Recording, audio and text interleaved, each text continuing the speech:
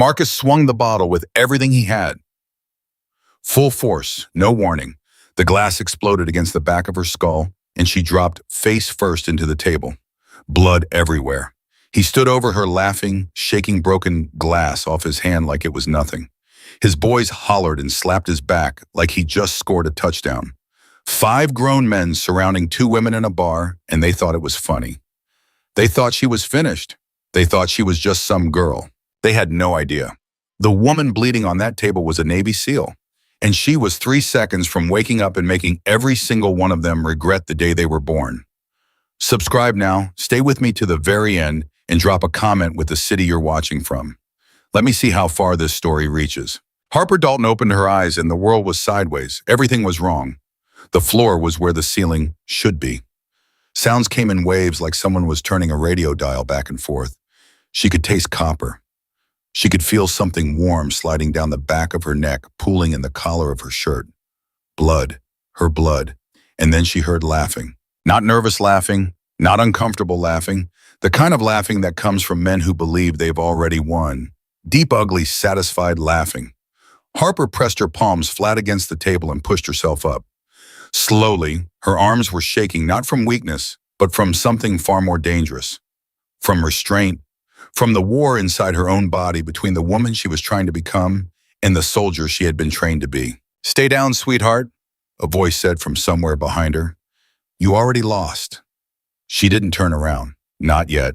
Instead, she looked across the table at Madison, her best friend since sophomore year of high school, the woman who had driven 4 hours to visit her every single weekend when Harper was in recovery, the woman who never once asked Harper to explain what happened overseas. Madison was pressed against the wall, her hands trembling, her eyes wide and locked on Harper. "Harp," Madison whispered, "your head, you're bleeding." "I know," Harper said quietly. "We need to leave." "Not yet." Madison knew that voice. She had heard it exactly twice before. Once when a man followed them to their car after a college party, and once when a doctor told Harper she would never serve again. It was the voice Harper used when she had already made a decision that couldn't be undone. "Harper, please." But Harper wasn't listening anymore. Something had shifted behind her eyes, something cold and precise and terrifyingly calm. She reached up and touched the back of her head. Her fingers came away red. She stared at the blood for a long moment, then wiped her hand on her jeans and turned around. There were 5 of them. 5 grown men, all mid-30s, all built like they had spent time in some branch of the military. They wore it in their posture, in the way they stood too wide, in the way they scanned the room like they were still looking for threats. But they weren't soldiers anymore. Whatever discipline they once had was gone, drowned in cheap whiskey and wounded pride. The one in front was Derek. She remembered his name because he had said it like it was supposed to impress her. "I'm Derek Voss." He had a jaw like a shovel and eyes that were too small for his face. He was the one who had grabbed her wrist. He was the one who had started all of this. Behind him stood Marcus, the one who had hit her with the bottle. He was still holding the broken neck of it, turning it in his hand like a trophy. He was grinning. His teeth were yellow. "You should have just come and sat with us," Derek said, shaking his head like he was disappointed in her. "We were being nice. We were being gentlemen." Harper stared at him. She didn't blink. She didn't move. "Now look at you," Derek continued, "bleeding all over yourself, making a scene, all because you couldn't take a compliment." "You grabbed my wrist," Harper said. "I was being friendly." "You don't grab a stranger's wrist. That's not friendly. That's a threat." Derek laughed and looked at his boys. They laughed too, like trained dogs. "A threat from me, sweetheart. If I wanted to threaten you, you'd know it." "I know it now," Harper said. The laughter stopped. Something changed in the air. It was like the temperature dropped 10 degrees in a single second. Derek's smile faded. He took a step forward, closing the distance between them. He was a full foot taller than her. He looked down at her like she was a child. "What did you just say to me?" Harper didn't step back. She didn't flinch. She looked up at him with eyes that had seen things he couldn't imagine, things that would keep him awake for the rest of his life if she ever described them. "I said I know it now. You're a threat. All 5 of you. And I'm telling you one time, walk away, take your friends, pay your tab, leave this bar, and nothing else has to happen tonight." Derek blinked.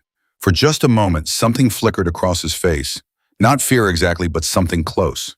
Confusion, maybe. The kind of confusion a predator feels when the prey doesn't run. Then Marcus spoke from behind him. Bro, are you really gonna let this little girl talk to you like that? She's 5 foot nothing. I already cracked a bottle on her head, and she's still running her mouth. Let's finish this. That was the moment.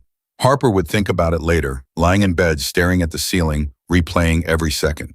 That was the moment everything could have gone differently. If Marcus had stayed quiet.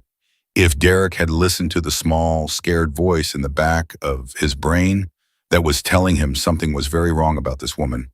If any of them had paid attention to the way she was standing, her weight slightly forward, her hands open at her sides, her breathing controlled and steady despite the blood running down her neck. But they didn't, because they saw what they wanted to see.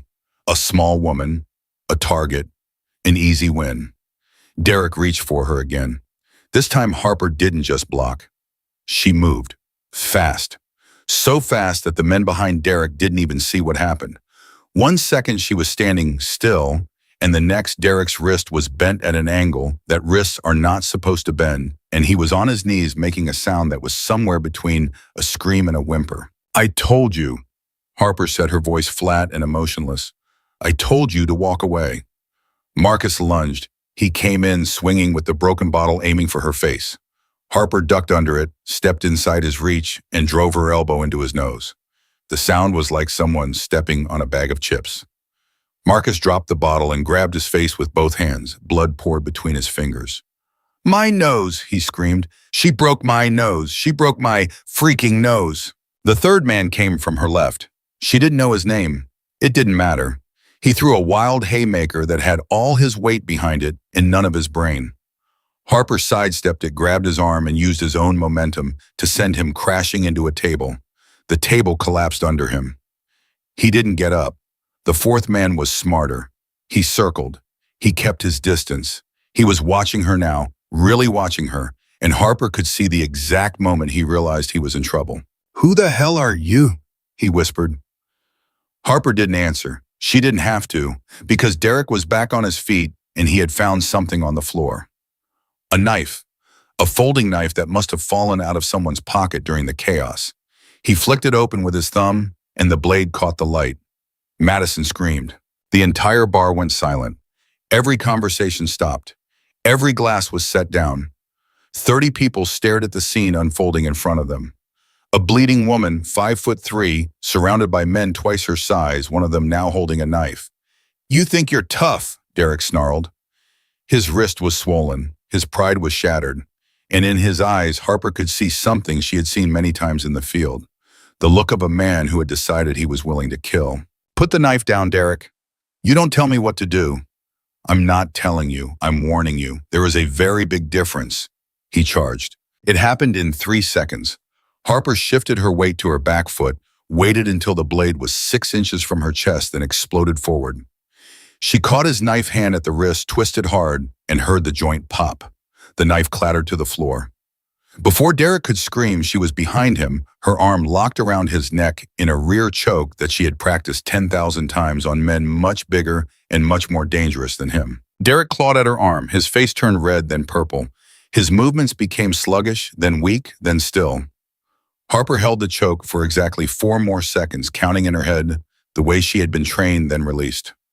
Derek slumped to the floor, unconscious but breathing. Harper stood up straight. She wiped the blood from her face with the back of her hand. She looked at the fifth man, the only one still standing. He was frozen. His hands were up, palms out, like he was surrendering. I don't want any trouble, he said, his voice cracking. Then sit down, Harper said. He sat. The bar was silent for what felt like an eternity. Then someone in the back started clapping. 1 person, then 2. Then the whole bar erupted.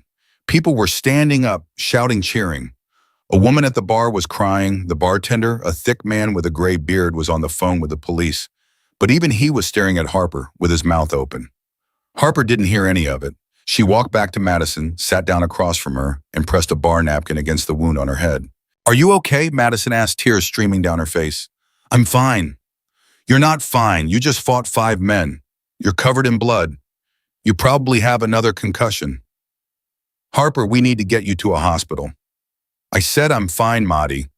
Stop doing that. Stop pretending everything is fine when it's not. You do this every time. You shut down. You go cold. You act like nothing touches you. But I saw your face when that man grabbed you. I saw your hands shaking. You were scared. Harper was quiet for a long time. The napkin on her head was already soaked through. I wasn't scared of them, she finally said. Then what were you scared of? Harper looked at her hands, the same hands that had just dismantled 5 men in under a minute. They were trembling. I was scared of me, she whispered. I was scared of how easy it was, how natural it felt. I've been out of the Navy for 14 months, Madi. 14 months. And the second that bottle hit my head, I wasn't in a bar anymore. I was back in Kandahar. I was back in a room full of hostiles, and my only mission was to neutralize every threat in the space. I didn't think, I just reacted. And that terrifies me. Madison reached across the table and took Harper's hand. You're not a monster, Harper. You didn't see what I did to that man's nose. You didn't hear the sound. I heard it, and I also saw what they were going to do to us if you hadn't stopped them. That man had a knife, Harper. A knife. He was going to stab you. He was going to kill you. You saved us. You saved everyone in this bar. Harper pulled her hand away. Not roughly, not angrily, just slowly, like she was protecting Madison from something. The police arrived 7 minutes later. 4 squad cars, 2 ambulances. The blue and red lights cut through the bar windows and painted everything in alternating colors. Officers flooded in, weapons drawn, shouting commands that seemed almost silly, given that the fight had been over for nearly 10 minutes. The paramedics reached Marcus first. He was still on the floor, both hands over his face, moaning. His nose was crushed flat. One of the paramedics looked at it and immediately called for a stretcher. Derek was conscious again, but disoriented. He kept asking where he was. The third man, the one who had gone through the table, had a possible spinal injury. He couldn't feel his legs. Harper sat in her chair and watched them work. She answered every question the officers asked. She gave her name, her age, her address. She described the sequence of events calmly and accurately, the way she had been trained to deliver mission reports. Then the officer asked her a question that changed everything. Ma'am, do you have any combat training? Harper looked at him. He was young, mid-20s maybe. He had kind eyes and a wedding ring that still looked new. Yes, she said. What kind? I'm a Navy SEAL. The officer blinked. He looked at his partner. His partner looked back at him. Neither of them spoke for a full 5 seconds. You're a SEAL, the officer repeated like he was trying to make the words fit together in his brain. Former Lieutenant Harper Dalton. I was medically discharged 14 months ago. The officer slowly lowered his notepad. He looked at the 5 men being loaded onto stretchers and into the backs of squad cars. Then he looked back at Harper. 5'3", 115 pounds, blood drying on her face and neck. You did all of that? They attacked me first. The big one hit me with a bottle from behind. The other one grabbed me before that. I acted in self-defense. Ma'am, I'm not questioning your right to defend yourself. I'm just trying to understand what I'm looking at. Harper didn't respond to that. There was nothing to say. She had spent years being underestimated by instructors, by fellow soldiers, by enemies who saw her size and made assumptions that cost them dearly. She was tired of explaining herself, tired of proving that strength doesn't always look the way people expect it to. The officer's radio crackled. A voice on the other end said something Harper couldn't make out, and the officer stepped away to respond. When he came back, his expression had changed. The kindness was still there, but there was something else now, concern. Lieutenant Dalton, I need to ask you to stay here. We're going to have detectives come down to take your full statement. Am I being arrested? No, ma'am, not at this time. But given the extent of the injuries, we need to do a thorough investigation. I understand. Madison stood up. She needs to go to a hospital. She was hit in the head with a glass bottle. She has a history of concussions. The officer nodded. We'll have the paramedics look at her. I don't need paramedics, Harper said. Yes, you do, Madison snapped. And you're going to let them look at you, or I swear to God, Harper, I will carry you to that ambulance myself. For the first time all night, Harper almost smiled. Almost. It was the faintest twitch at the corner of her mouth there and gone in less than a second. But Madison caught it. She always caught it. The paramedic who examined Harper was a woman in her 50s with steady hands and a no-nonsense attitude. She cleaned the wound, applied butterfly stitches, and shined a light in Harper's eyes. "You've had concussions before," the paramedic said. It wasn't a question. "Yes." "How many documented or total?" The paramedic paused. "Documented." "7. In total?" I stopped counting. The paramedic turned off her flashlight and sat back. "You need a CT scan. Tonight. Your pupils are uneven and you're showing signs of a grade 2 concussion at minimum. I'm recommending transport." "I'll go tomorrow." "You might not wake up tomorrow." That got Harper's attention. She looked at the paramedic, really looked at her, and saw something in the woman's eyes that she recognized. Understanding. Not pity, not judgment. Just the quiet, steady understanding of someone who had seen people push through injuries that should have killed them. "Fine," Harper said. "I'll go." Madison rode with her in the ambulance. Neither of them spoke for the first few minutes. The siren was off, but the lights were on, painting the interior in soft red pulses. 14 months, Madison said quietly. "What, 14 months out? And this is the first time I've seen you look like yourself. What's that supposed to mean?" "It means ever since you got discharged, you've been walking around like a ghost. You don't eat. You don't sleep. You sit in your apartment and stare at the walls. You go to those therapy sessions and come home and stare at the walls some more. Tonight was the first time in 14 months that I saw Harper. The real Harper. The one who doesn't back down. The one who doesn't give up. The one who protects the people she loves. I almost killed a man, Madison." "Almost doesn't count. It counts to me." The ambulance hit a bump and Harper winced. The pain in her head was getting worse, not better.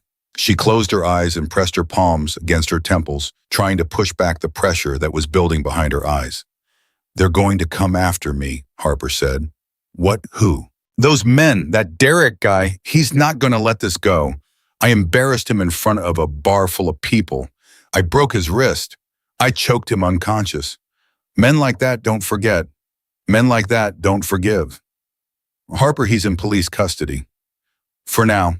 He'll be out by morning. Assault charges maybe. Drunk and disorderly. His lawyer will have him walking free before breakfast. And then he's going to start thinking. And when men like that start thinking, they get dangerous." Madison swallowed hard. "You don't know that." "I know exactly that. I've spent 6 years dealing with men like him. The only difference is overseas I could finish the job. Here I have to let him walk away and hope he makes the right choice. And men like Derek Voss never make the right choice." The ambulance pulled into the hospital bay. The doors opened and the cold night air rushed in. Harper sat up, swung her legs over the side, and stepped down onto the concrete. She was steady. Her back was straight. Her eyes were clear despite the pain. A nurse met them at the door and led Harper to a trauma room. Madison followed, refusing to leave her side. As they walked down the hall, Harper's phone buzzed in her pocket. She pulled it out and looked at the screen. One new message from an unknown number. She opened it. "You think tonight was bad?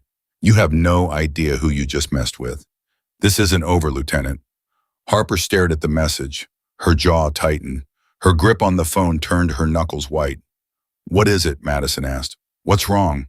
Harper turned the phone off and put it back in her pocket. "Nothing," she said. "Just spam." But it wasn't spam, and Harper knew it. Someone at that bar had recognized her rank. Someone knew her name. Someone knew she was a former SEAL. And whoever sent that message wanted her to know that what happened at Murphy's Tavern was not the end. It was the beginning. Harper lay on the hospital bed while the CT scanner hummed around her. She closed her eyes. Behind her eyelids, she didn't see the bar. She didn't see Derek or Marcus or the broken bottle. She saw a desert.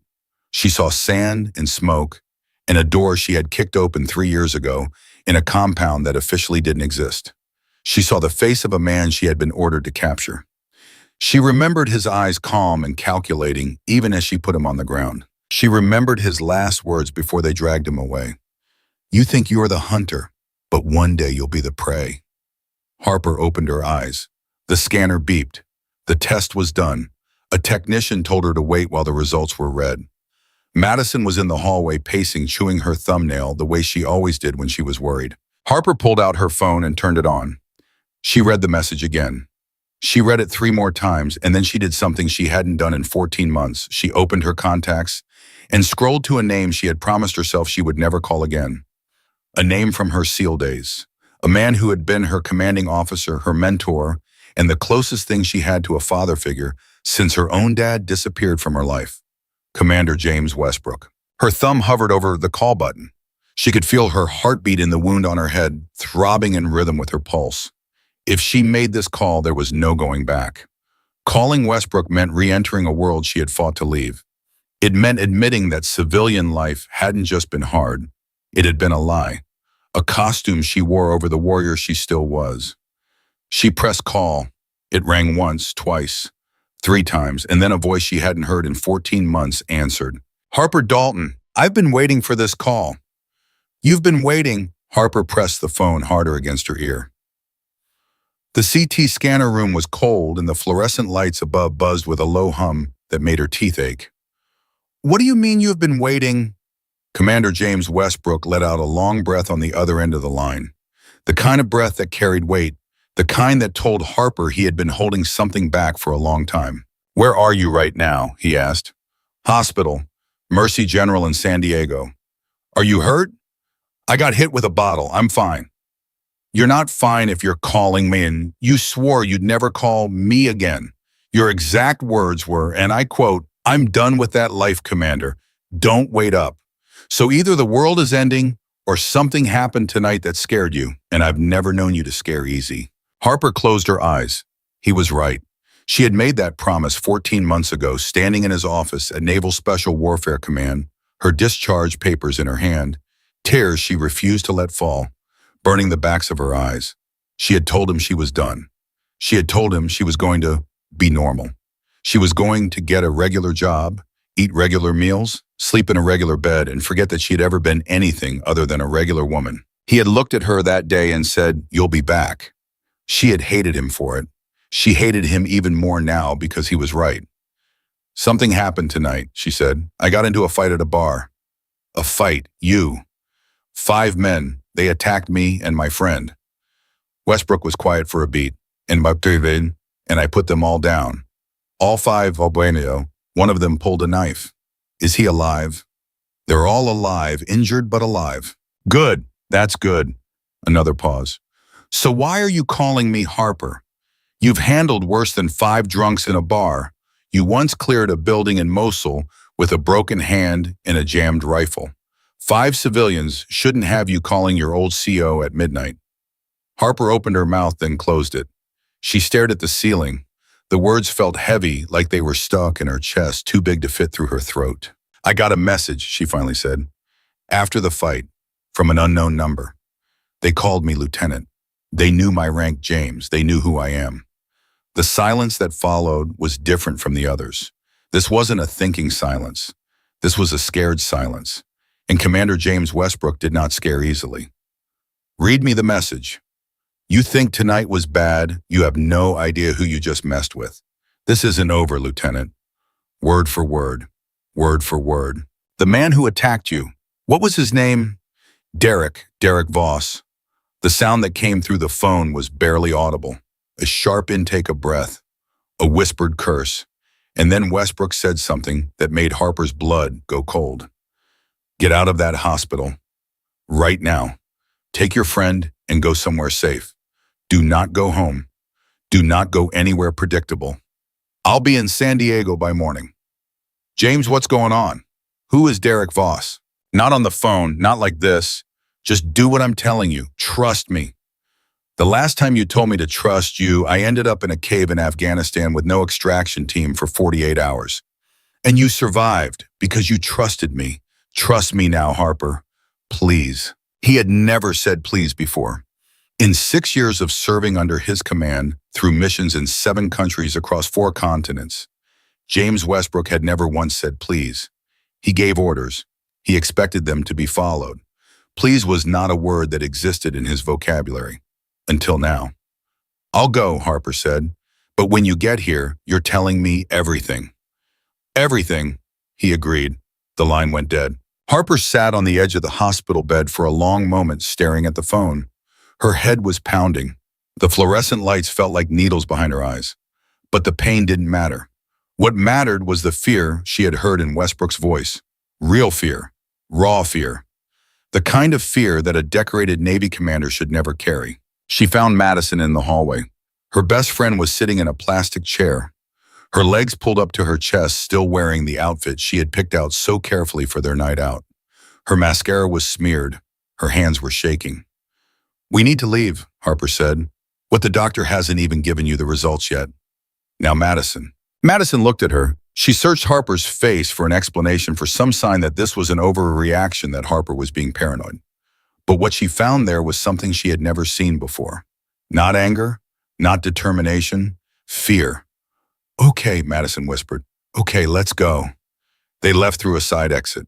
Harper moved fast, her eyes scanning every corridor, every doorway, every shadow. She grabbed Madison's hand and pulled her through the parking lot toward the street. "Where are we going?" Madison asked, nearly jogging to keep up.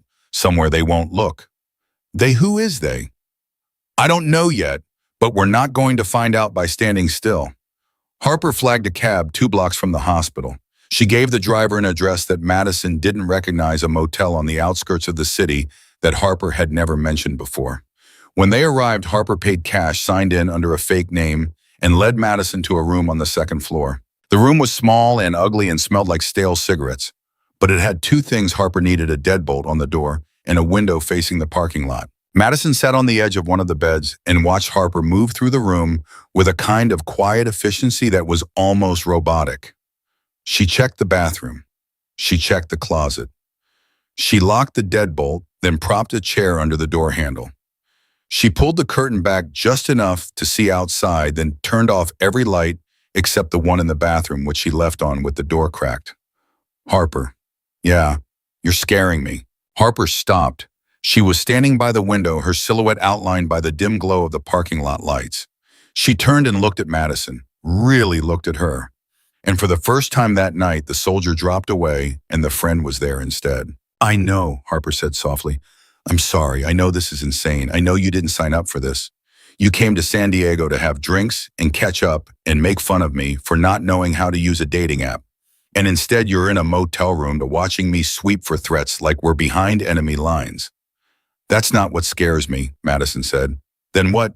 "What scares me is that you know how to do all of this, that this is natural for you, that you picked this motel because it has sight lines and a secondary exit, that you signed in under a fake name without even thinking about it, that you carry cash specifically for situations like this. Harper, what kind of life were you living?" Harper sat down on the other bed across from Madison. Their knees were almost touching. "The kind of life where you learn that preparation isn't paranoia, it's survival. But you're not in the Navy anymore." "My body's not. My brain didn't get the memo." They sat in silence for a while. Madison lay back on the bed and stared at the ceiling. Harper stayed upright, listening, watching her mind running through scenarios the way it always did. If someone came through the door, if someone came through the window, if someone cut the power.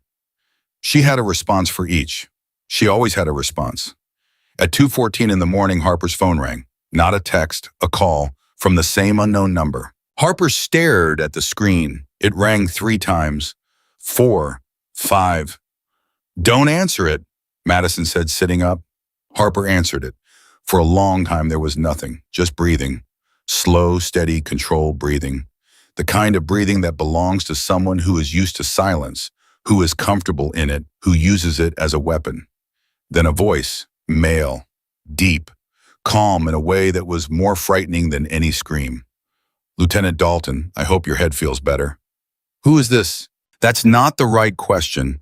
The right question is, why did we let you live tonight?" Harper's grip on the phone tightened. Beside her, Madison was frozen, eyes wide, barely breathing. "Let me," Harper said. "Your boy Marcus couldn't let me do anything. He's in a hospital bed right now, breathing through his mouth because his nose is in 3 pieces. Marcus is a tool. Tools break. They get replaced. He served his purpose." His purpose? To test you. To see if the stories were true. To see if Lieutenant Harper Dalton, the only woman to complete SEAL qualification training, the ghost of Kandahar, the one they called Shadow, was really as dangerous as her file says. Harper felt something tighten in her chest. Not fear. Something colder. Recognition.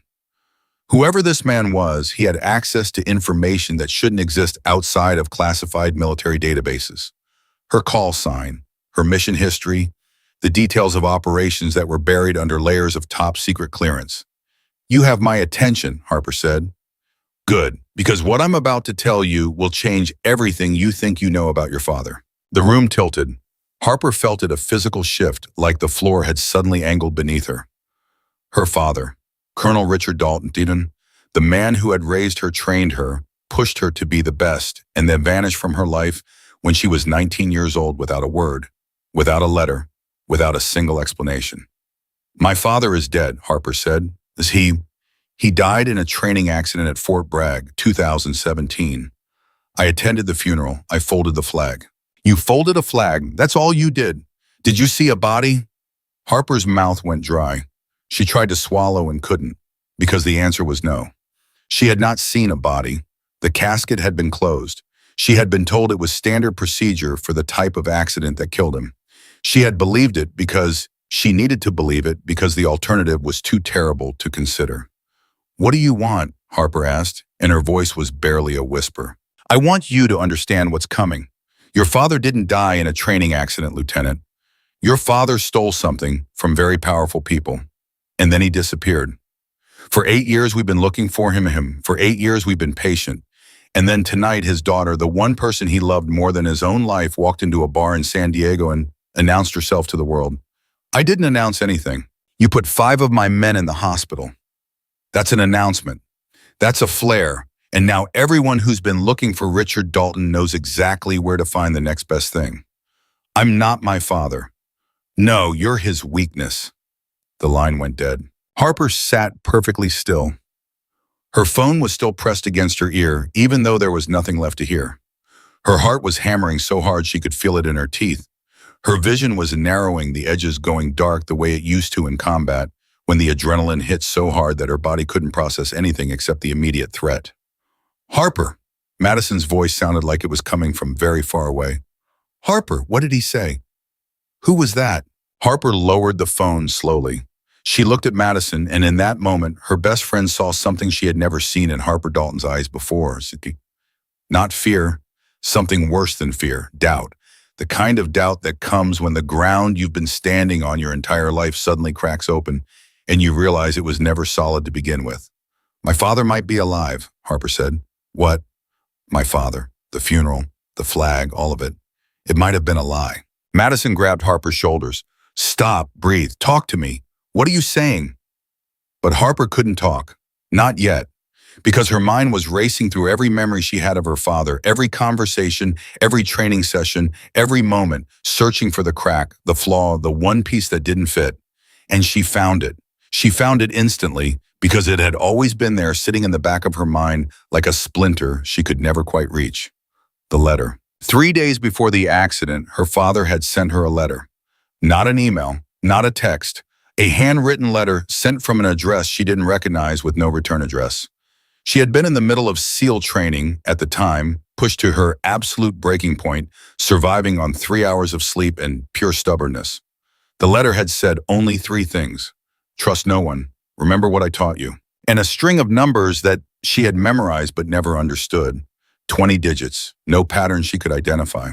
She had assumed it was a code military jargon, something that would make sense later.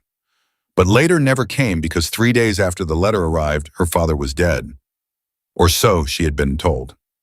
"Give me your phone," Harper said to Madison. "Why?" "Because mine is compromised. They have my number. That means they can track my location. Give me your phone and turn mine off." Madison handed it over without arguing. Harper powered down her own phone and removed the SIM card. Then she used Madison's phone to send a text to a number she had memorized but never saved anywhere. The number belonged to a man named Elijah Cross, former Navy intelligence analyst, current ghost, the kind of man who didn't exist on paper, who had no social media, no address, no driver's license, no bank account. He lived completely off the grid, and the only way to reach him was through a number that changed every 30 days. Harper typed 5 words. Shadow active, cardinal compromised, need you. The response came in 11 seconds. Sending coordinates, 2 hours, come alone. Harper looked at Madison. Her friend was pale. Her eyes were red. She was gripping the edge of the mattress so hard her fingers were turning white. "Maddie, I need to go somewhere." "No, it's not a request. I don't care what it is. You're not leaving me in this motel room alone while you run off to do whatever it is you're about to do. I'm coming with you. It's dangerous. Everything about tonight has been dangerous. I'm still here. I'm not going anywhere. Harper looked at her for a long moment. She wanted to argue. She wanted to explain that where she was going, kindness was a liability and friendship was a target. She wanted to tell Madison that the world she was about to step back into had rules that no civilian could understand, where the line between ally and enemy was so thin it was invisible. But she also knew that Madison was the only person in her life who had never lied to her, the only person who had stood beside her through every nightmare, every breakdown, every 2 in the morning phone call where Harper couldn't stop shaking. And right now, with everything she thought she knew crumbling beneath her, Harper needed that. She needed someone who was real. Okay, Harper said, you can come, but you do exactly what I say when I say it. No questions, no hesitation. Deal. At 3:47 in the morning, they left the motel. Harper drove. She had borrowed a car from the motel manager, an old Ford truck that smelled like motor oil and regret. She paid him $200 in cash and told him she would have it back by noon. The coordinates Elijah had sent led to a storage facility on the edge of the city, the kind of place that rented units by the month with no questions asked. Harper pulled into the lot and killed the engine. The facility was dark. No lights, no security cameras, no sign that anyone had been there in months. Stay in the truck, Harper told Madison. You said I could come. You came, now stay in the truck. Madison opened her mouth to protest, then saw Harper's face and closed it again. Harper got out and walked toward Unit 47. The air was cool and damp. Her head was throbbing. She could feel the butterfly stitches pulling with every step, and the dried blood on her neck itched. She reached the unit and knocked twice. Paused, knocked 3 times, paused, knocked once. The door rolled up. Elijah Cross stood in the shadows. He was taller than Harper remembered, thinner too. His hair was longer, pulled back in a knot, and his beard had gone gray at the edges. But his eyes were the same, sharp, alert, the kind of eyes that never stopped analyzing. You look terrible, he said. Someone hit me with a bottle. I heard. You heard? It happened 4 hours ago. I hear everything, Harper. That's why you called me. He stepped aside and Harper walked in. The storage unit was larger than it looked from outside. Elijah had turned it into a makeshift operations center.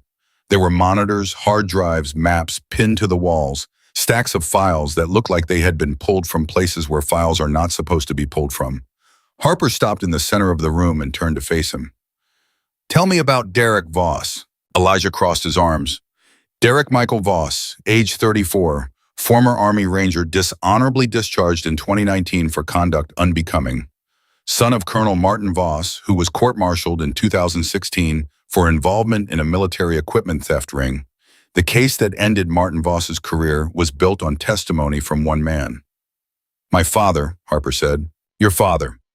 Colonel Richard Dalton personally gathered the evidence that put Martin Voss behind bars.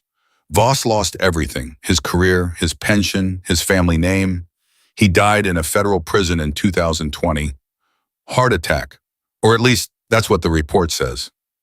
And Derek blames my father. Derek blames your entire bloodline. He's been building something, Harper. A private military company called Ironclad Tactical. On paper, it's a security consulting firm. Off paper, it's a mercenary operation with connections to arms dealers in 6 countries. They've been selling stolen military equipment to the highest bidder, and they've been using their connections inside the Pentagon to cover their tracks. Harper felt the room spin. She grabbed the edge of a table to steady herself. How long have you known about this? 18 months. 18 months? You've known for 18 months, and you didn't tell me. You were out, Harper. You made that very clear. You wanted a normal life. You wanted to be free. I wasn't going to drag you back in. Someone hit me with a bottle and then called me on the phone and told me my dead father might be alive. I think the choice has been made for me. Elijah's expression changed. The analytical detachment slipped, and underneath it was something raw. Grief, maybe, or guilt. Your father, he said slowly. What exactly did they tell you? They said he didn't die in a training accident. They said he stole something and disappeared. They said they've been looking for him for 8 years. Elijah walked to one of the monitors and typed something. A file appeared on the screen. Harper moved closer and looked at it. It was a military death certificate. Her father's name, his rank, the date, the cause of death, everything she had been told, everything she had believed. This document is real, Elijah said. It was filed by the Department of Defense. It has the correct signatures, the correct seals, the correct chain of custody. By every official measure, Colonel Richard Dalton is dead. But, Elijah looked at her, but I've been tracking a ghost for the past 18 months. A ghost who moves through Eastern Europe like smoke. A ghost who accesses dormant military accounts using codes that only one person in the world would know. A ghost who 6 months ago sent a single encrypted message to a dead email address that used to belong to you. Harper stopped breathing. I intercepted the message, Elijah said. I decoded it. It took me 3 weeks. You want to know what it said? Tell me. Elijah turned the monitor toward her. On the screen in plain white text against a black background were 4 words. Tell Harper I'm sorry. Harper's knees buckled. She grabbed the table again harder this time, her fingers digging into the metal. The room was spinning. Everything was spinning. Her father, alive, hiding, running. For 8 years she had grieved a man who was still breathing. For 8 years she had visited an empty grave and talked to a headstone that meant nothing. Why, she whispered. Why would he do this? Because whatever he stole, Elijah said quietly, was worth more than his own life. And the people he stole it from will burn the world down to get it back. Harper straightened. She wiped her eyes with the back of her hand. The tears had come without her permission, fast and hot, but they were gone now, replaced by something harder, something sharper. Then we find him first, she said. Elijah shook his head slowly. Harper, you don't know what you're walking into. I don't care. You should. These people killed 2 intelligence agents last year trying to find your father. They have people inside every branch of the military. They have resources that make the CIA look understaffed. If you go after him, you're not just risking your life. You're risking everything. Harper leaned forward until her face was inches from his. He's my father, Elijah. He sent me a message. He said he's sorry. That means he wants to be found. And I'm going to find him, with you or without you. Elijah stared at her for a long time. Then slowly the corner of his mouth turned up. Just barely. Just enough. Same Harper, he said. Never could tell you no. He reached under the table and pulled out a black duffel bag. He unzipped it and laid it open on the table. Inside were 3 burner phones, a laptop, a set of car keys, a stack of foreign currency, and a manila envelope thick with documents. Then we start now, he said. Harper reached for the envelope. Inside were photographs. Surveillance photos, blurry and distant, taken from rooftops and across crowded streets. They showed a man, older, gray-haired, wearing a coat she recognized because she had given it to him for Christmas when she was 16. Her father, alive. Harper held the photo with both hands, and for the second time that night, her hands were shaking. But this time it wasn't from fear, it wasn't from adrenaline, it was from something she had buried so deep she had forgotten it existed. Hope. Harper stared at the photograph until her eyes burned. She traced the outline of her father's face with her fingertip, the gray hair she didn't recognize, a slight stoop in his shoulders that hadn't been there before. But his jaw was the same. That stubborn, squared-off jaw that she had inherited, the one her mother used to say could cut glass. Where was this taken? She asked. Prague, Elijah said, 6 months ago. He was moving through the old town district. I had a contact position near a cafe on Karlova Street. He walked past at exactly 7:14 in the morning.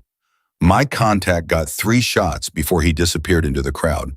3 shots in 11 seconds. That's all we got. He knew he was being watched. He always knows. Your father was one of the best intelligence operatives the military ever produced, Harper. He built the evasion protocols that half the Special Forces community still uses today. Tracking him is like trying to catch smoke with your bare hands. Harper set the photo down and picked up another. This one was taken from farther away. Her father was crossing a bridge, his collar turned up, his hands in his pockets. He looked older, tired. But he was walking with purpose, the way he always did, like every step had been calculated 12 moves in advance. You said he stole something, Harper said. What did he steal? Elijah hesitated. It was brief, less than a second, but Harper caught it. She had spent years reading micro-expressions in interrogation rooms. She knew what hesitation looked like on a man who never hesitated. "Tell me," she said. "A ledger. A digital ledger containing records of every black market arms deal facilitated by Ironclad Tactical over a 7-year period. Names, dates, amounts, delivery coordinates, buyer identities. We're talking about billions of dollars in illegal weapons, sales to terrorist organizations, rogue states, and private militias across 4 continents. Your father obtained a copy of that ledger, and the moment he did, he became the most hunted man on the planet. Why didn't he turn it over to the authorities? Because the authorities are compromised. That's what the ledger proves. There are names on that list, Harper. Pentagon officials, congressional aides, active duty generals. People who are supposed to protect this country are the same people profiting from its enemies. Your father realized that if he handed the ledger to anyone inside the system, it would be destroyed and he would be killed. So he did the only thing he could. He ran. He faked his death with help from someone inside the D. Owed to someone he trusted, and he vanished. He's been moving ever since, staying one step ahead, keeping the ledger safe, waiting for the right moment to bring it to light. 8 years, Elijah. He's been running for 8 years. What moment is he waiting for? I don't know, but I think he's close. The message he sent, the one that said, "Tell Harper I'm sorry," that wasn't just guilt talking. That was a signal. He's getting ready to move, and he's reaching out because he knows he can't do it alone anymore. Harper picked up the photographs again. All 3 of them. She held them side by side and studied them the way she used to study satellite imagery before a mission. Looking for patterns, looking for tells, looking for the thing that everyone else missed. And she found it. His left hand, she said. What about it? In every photo, his left hand is in his pocket. My father is left-handed. He never puts his dominant hand in his pocket. It's a vulnerability. He taught me that when I was 12. If your dominant hand is hidden, you can't defend yourself. He would never do that unless he was holding something. Elijah leaned in and looked at the photos. His eyes narrowed. Or unless he's injured, he said quietly. Harper felt her stomach drop. She looked at the photos again, closer this time, and she noticed what she had missed. In the 3rd photo, the one taken from the bridge, her father's left sleeve was darker than his right. Not shadow, not fabric difference, blood. "He's hurt," Harper whispered. "We don't know that for certain." "I know it. I know my father. He's injured, he's alone, and he's running out of time. We need to find him, now." Elijah held up his hand. "Harper, stop. I need you to hear me. Really hear me. What you're talking about isn't a rescue mission. It's a suicide run. Ironclad Tactical has operatives in 14 countries. They have resources, technology, and manpower that would make most intelligence agencies jealous. And they're not the only ones looking. There are at least 3 foreign intelligence services that want that ledger. Your father isn't just hiding from Derek Voss and his mercenaries. He's hiding from governments. I don't care if he's hiding from God himself. He's my father. And you're his daughter, which makes you the biggest target in the world right now. That phone call you got tonight, that wasn't a threat. That was reconnaissance. They wanted to hear your voice. They wanted to gauge your reaction. They wanted to know if you knew anything about the ledger. I didn't even know it existed until 5 minutes ago. They don't know that, and they won't take your word for it. From this moment forward, they will assume you know where your father is, what he stole, and where he hid it. They will come for you, Harper. Not with bottles and bar fights, with real weapons and real intent. At 4:22 in the morning, Madison banged on the storage unit door. Harper opened it fast, her body already in a combat stance, muscles coiled and ready. But it was just Madison, her face white, her hands clutching her phone. "Someone's outside," Madison said, her voice shaking. "A black SUV.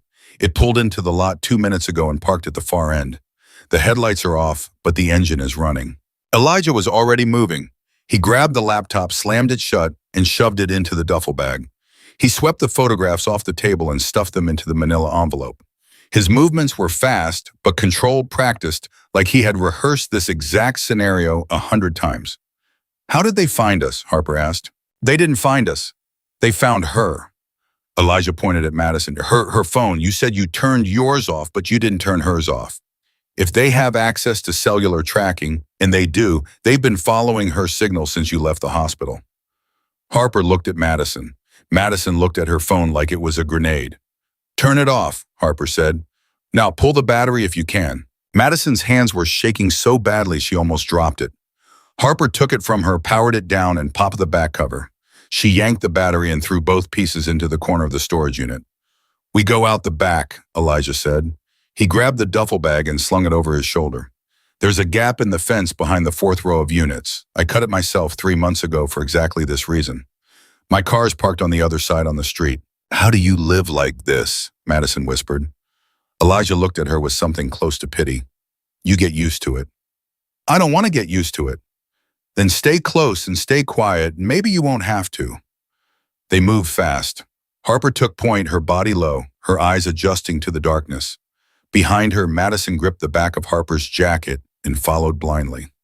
Elijah brought up the rear, the duffel bag silent against his back. They reached the gap in the fence. Elijah pulled it open and ushered Madison through first, then Harper. He slipped through last and let the fence spring back into place. His car was a gray sedan, unremarkable in every way, which was exactly the point. They climbed in. Elijah started the engine but didn't turn on the headlights. He pulled away from the curb, slowly checking the mirrors every 2 seconds. Where are we going? Madison asked from the back seat. Somewhere with walls, Elijah said. He drove for 40 minutes, winding through streets Harper didn't recognize, doubling back twice, taking random turns that seemed to follow no pattern. Harper knew what he was doing. SDR, surveillance detection route, a technique designed to expose anyone following you by making your movements so unpredictable that a tail would have to reveal themselves to keep up. At 5:08 in the morning, Elijah pulled into an underground parking structure beneath a building that looked abandoned from the outside. He parked in the farthest corner, killed the engine, and sat for 3 full minutes in silence watching the ramp. Nothing.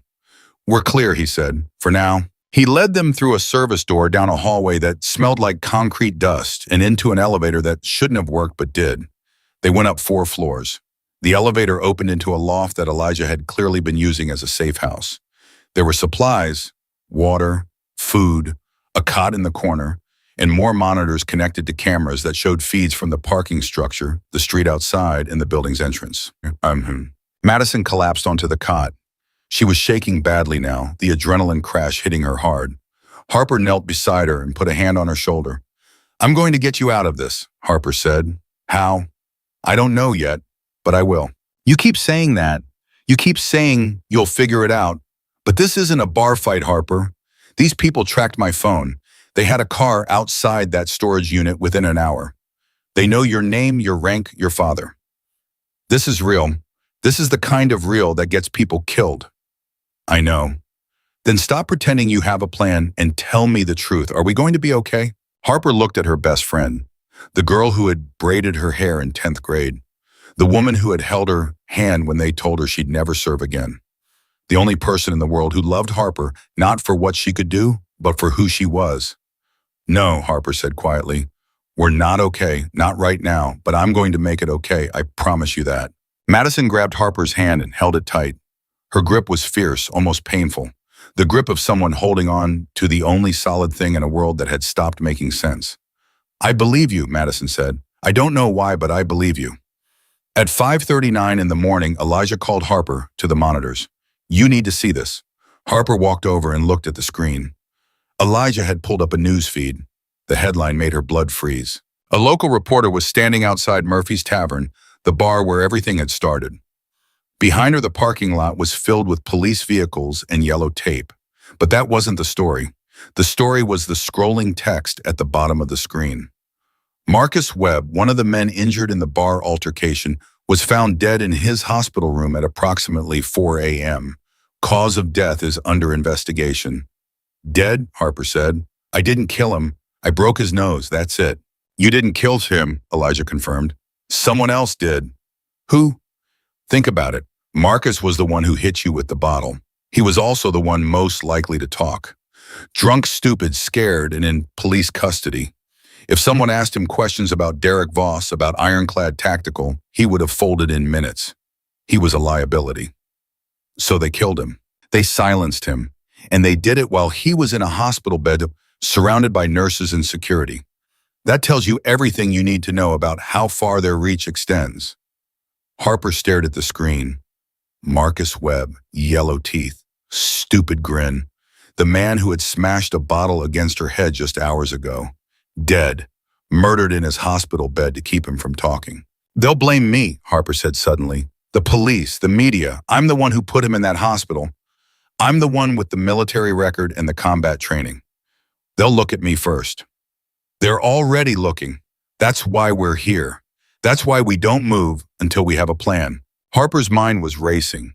She could feel the pieces clicking together, falling into place like the components of a mission plan.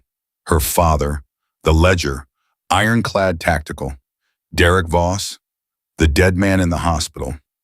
Every piece connected to the next, and at the center of it all was a single question that burned hotter than everything else. Where was her father? At 6:02 in the morning, Commander Westbrook called. Harper answered on the first ring. Tell me you're in San Diego. I'm 20 minutes out. Where are you? Safe house. I'll send you coordinates. Harper, listen to me carefully.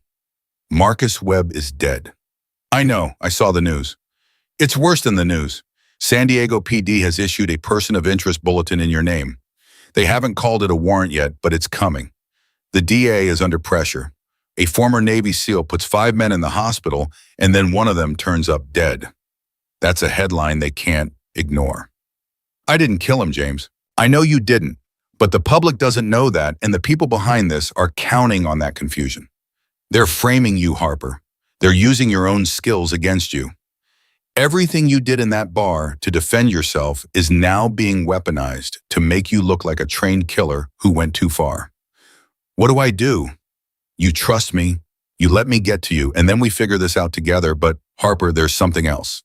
Something I should have told you a long time ago. Tell me now. Not on the phone, 20 minutes. James? 20 minutes, Harper. He hung up. Harper lowered the phone and stared at it. Everyone had secrets. Everyone was holding something back. Her father, her commanding officer, even Elijah, the man who had known about all of this for 18 months and said nothing. You're angry, Elijah said from behind her. I'm furious. At who? Everyone. My father for disappearing and letting me grieve a lie. You for knowing the truth and keeping it from me. Westbrook for whatever it is he's about to tell me that he should have told me years ago. Every single person I trusted had a piece of this puzzle, and not one of you thought I deserved to see the whole picture. We were trying to protect you. Harper spun around. Her eyes were burning not with tears, but with a fire that Elijah had seen only once before in a briefing room in Yemen when Harper learned that a mission had been compromised by someone on their own team. Protect me. You left me in the dark for 8 years. I mourned my father. I stood at his grave on his birthday every single year and talked to dirt. I told that headstone about my SEAL training. I told it about my discharge. I told it I was sorry I couldn't be stronger. I poured my heart into the ground because I thought that was the only way I could still talk to him. And he was alive. He was alive in Prague, drinking coffee and crossing bridges and watching the world go by while his daughter was breaking apart. He didn't have a choice, Harper. Everyone has a choice. He chose to leave me. He chose to save you. If he had stayed, if he had gone public with the ledger, they would have killed him. And then they would have come for you, not to hurt you, to use you, to leverage you against anyone who might have a copy. Your father didn't disappear because he stopped loving you. He disappeared because loving you was the only thing he had left, and he would rather you think he was dead than put you in the crosshairs. Harper turned away. She put both hands on the table and leaned forward, head down, breathing hard. She could feel the wound on the back of her head pulsing with every heartbeat. She could feel the exhaustion, the bone-deep weariness, and that comes not from physical effort, but from emotional devastation. The string of numbers, she said without looking up. What? 3 days before the supposed accident, my father sent me a letter. It had a string of 20 numbers. No explanation. I memorized them. I never understood what they meant. Elijah went very still. You have a 20-digit code from your father and you never thought to mention it. I didn't know it was relevant. I thought it was some kind of military reference number. I thought it was sentimental. I thought a lot of things. Tell me the numbers. Harper recited them from memory. She had never written them down. She had never typed them into a phone or a computer. They existed only in her mind exactly as her father had written them in his cramped, precise handwriting. Elijah typed the numbers into his laptop. His fingers moved faster than Harper expected. He ran them through 3 different decryption algorithms, 2 database searches, and a coordinate mapping tool. For 2 full minutes, nothing happened. The screen cycled through results all negative. Then the 4th algorithm hit. Elijah's face changed. Not subtly, dramatically. His eyes went wide, his mouth opened. The color drained from his face so quickly it was like watching someone pull a plug. "What?" Harper demanded. "What is it?" "It's a bank, a private vault in Zurich. The numbers are an access code. Account holder anonymous. Contents 1 encrypted hard drive deposited 8 years ago. The ledger. Your father gave you the key to the ledger, Harper. He gave it to you 8 years ago, and you've been carrying it in your head this entire time without knowing it." Harper straightened. The weight of it hit her like a physical blow. Every moment of her life since that letter arrived had been building to this. Every struggle, every nightmare, every lonely night in her apartment, staring at the walls she had been carrying, the most dangerous piece of information in the world, and she hadn't even known. "That's why they came for me," she said. "The bar fight, the phone call, Marcus's murder. They weren't trying to find my father through me. They already know where the ledger is. They need the code, and they think my father told me." "Did he?" "He wrote 20 numbers in a letter. He didn't tell me what they were for. But they don't know that.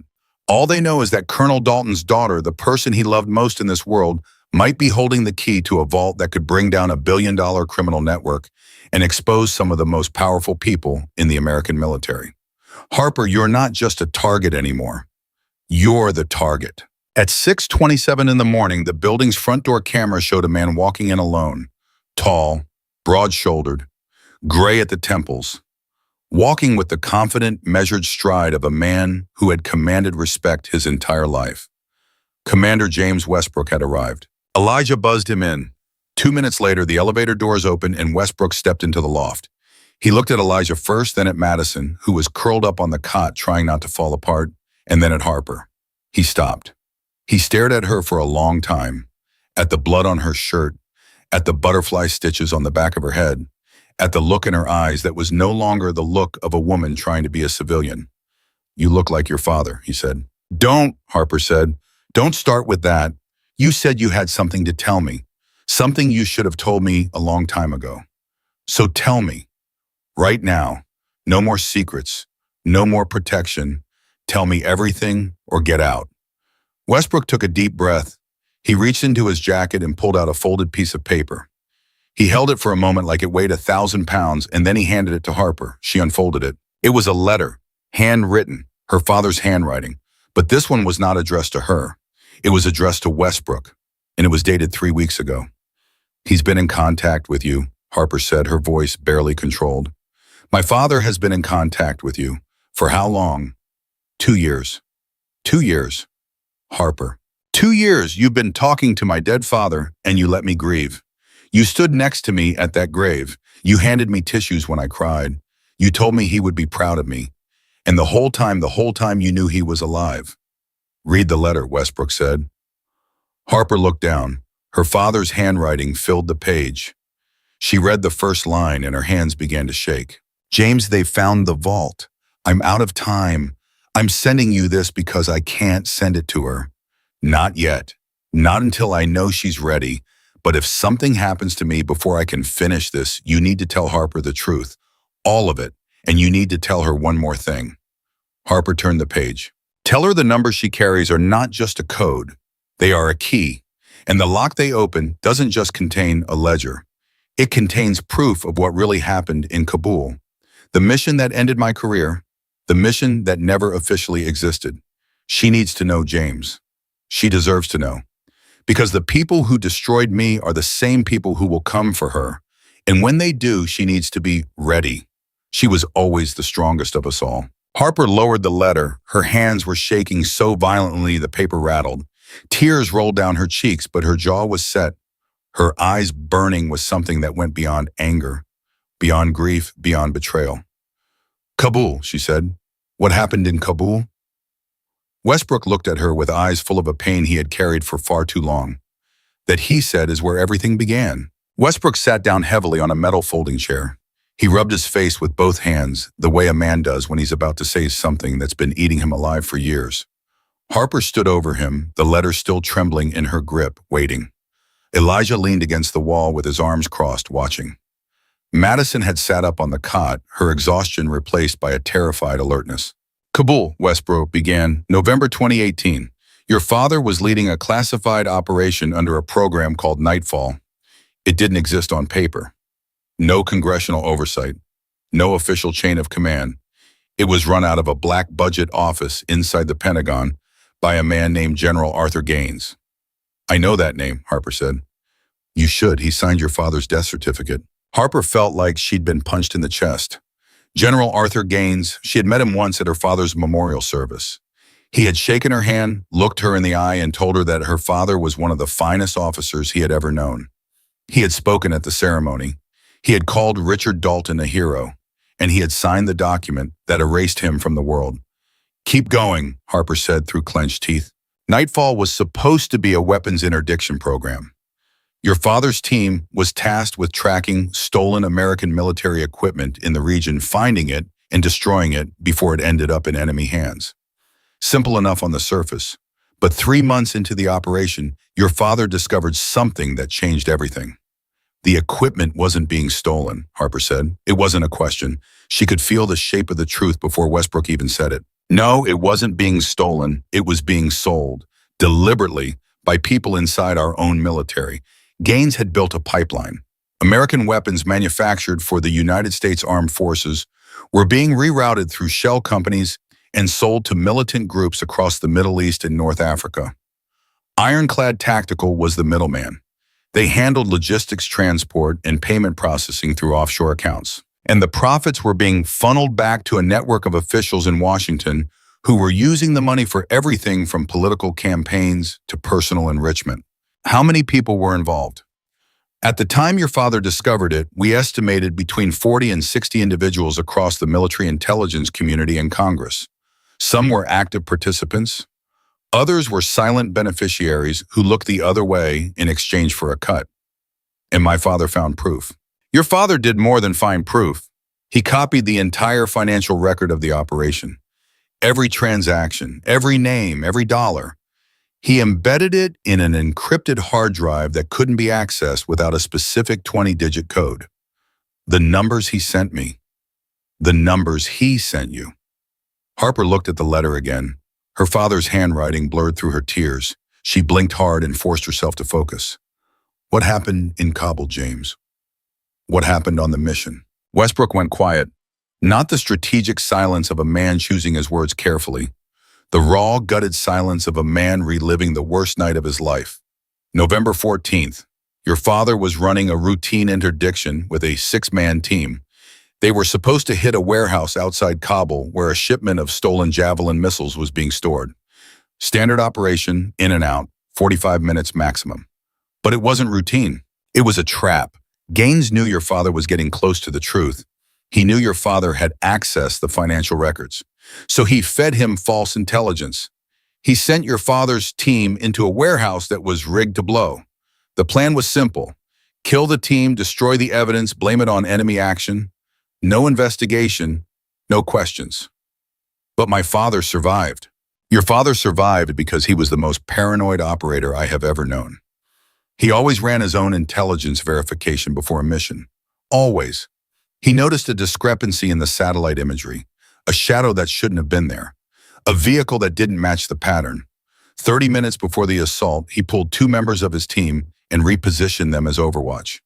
When the warehouse detonated, those 2 men were far enough away to survive. And the other 4, Westbrook's voice cracked. Just barely. Just enough for Harper to hear the grief that lived underneath his composure. Gone. Instantly. 4 American soldiers killed by their own command. Harper's knees buckled. She caught herself on the table, her palms flat, her head hanging between her shoulders. 4 men, 4 soldiers who trusted her father, who followed him into a building that their own general had turned into a death trap. Their names, she whispered. Harper, you don't need to. Their names. Sergeant First Class David Moreno, Staff Sergeant Kevin Park, Sergeant Thomas Wiley, Specialist James Cotton, ages 26 to 33, all of them with families, all of them buried with honors for dying in what was officially classified as an enemy ambush. It was murder. It was murder. And your father knew it the moment it happened. He pulled the two survivors, Corporal Marcus Haynes and Sergeant Brianna Cole, and he ran. They went dark for 9 days. No communication, no extraction, nothing. The military declared them MIA. Gaines assumed they were dead. But they weren't. On day 9, your father made contact with me through an emergency channel that only the two of us knew about. He told me everything. The pipeline, the sales, the trap, the 4 men who died. He told me he had the ledger and he was getting it out of the country. He asked me to do one thing. What? He asked me to protect you. He said that when they realized he was alive, when they realized the ledger still existed, they would come for the people he loved. And the person he loved most in this world was you. At 6:51 in the morning, Harper straightened up. She wiped her face. Her tears had left tracks through the dried blood on her skin, and she looked like a woman who had walked through a war zone, which in every way that mattered she had. So you helped him fake his death, she said. I helped him disappear. The death certificate, the funeral, the closed casket. All of it was staged with the help of a DoD contact who owed me a very large favor. Your father provided DNA samples that were planted at the explosion site. The investigation was cursory. Gaines wanted it closed quickly, and since he believed your father was dead, he didn't push for a deeper examination. And the two survivors, Haynes and Cole, Westbrook hesitated again, longer this time. Marcus Haynes was found dead in a motel room in Tucson, Arizona, 7 months after the Kabul mission. Official cause of death was suicide. Single gunshot wound. It wasn't suicide. No, it wasn't. Haynes had been talking to a journalist. Someone found out. And Brianna Cole disappeared 3 years ago, completely. No trace, no signal, no body. She's either dead or she's better at hiding than your father. Harper closed her eyes. The weight of it was crushing. Not just the conspiracy, not just the betrayal, but the human cost. Real people with real lives destroyed because they happened to stumble onto the truth. And at the center of all of it, her father carrying the proof that could bring it all down or running alone through a world that wanted him dead. General Gaines, Harper said, opening her eyes. Where is he now? Elijah answered from behind his laptop. Active duty, currently serving as deputy commander of SOCOM. He was promoted 18 months ago. Promoted. The man who murdered 4 American soldiers and tried to kill my father got promoted. He got promoted because he's untouchable. His connections run all the way to the top. He has allies in the Senate Armed Services Committee, the intelligence community, and the defense contracting industry. The man is a fortress. Every fortress has a door, Harper said. And every door has guards, Elijah countered. Harper going after Gaines directly would be insane. He has the full weight of the United States military apparatus behind him. One wrong move and you don't just go to prison. You disappear, the same way Brianna Cole disappeared. At 7:15 in the morning, Harper's borrowed phone buzzed. She looked at the screen. It was a message from an unknown number, but this one was different from the threatening calls. This one was a single line of text with no sender identification. Shadow train station, platform 9, noon. Harper read it 3 times. Then she showed it to Elijah. That's your father's call sign format, Elijah said. Shadow was your operational name. He's the only one outside of SEAL Command who would use it. It's him, Harper said. He's here. He's in San Diego. Or it's a trap, Westbrook said. It could be anyone. If Ironclad has access to classified communication protocols, they could mimic your father's signaling patterns to draw you into the open. They could, but they didn't use the authenticator. Westbrook frowned. What authenticator? Harper looked at him. When I was 16, my father and I agreed on a personal authentication code. Something no file would contain, no database would store. He used it as a game when I was a kid. If either of us ever needed to verify the other's identity, we would embed a specific word into the communication. A word that only the two of us would recognize. What word? Elijah asked. Firefly. My father used to take me camping in Virginia when I was little. We would sit by the river and watch the fireflies. He told me that fireflies were nature's signal flares. He said that when everything is dark, the bravest thing you can do is be the light. It became our word, our code. That message doesn't contain the word firefly, Westbrook observed. Not explicitly. Look at the first letter of each word. Elijah looked at the message again. Shadow, train station, platform 9, noon, STPN. I don't see it, he said. You're reading it wrong. My father never operated in plain text. The message isn't the words, it's the structure. Count the letters in each word.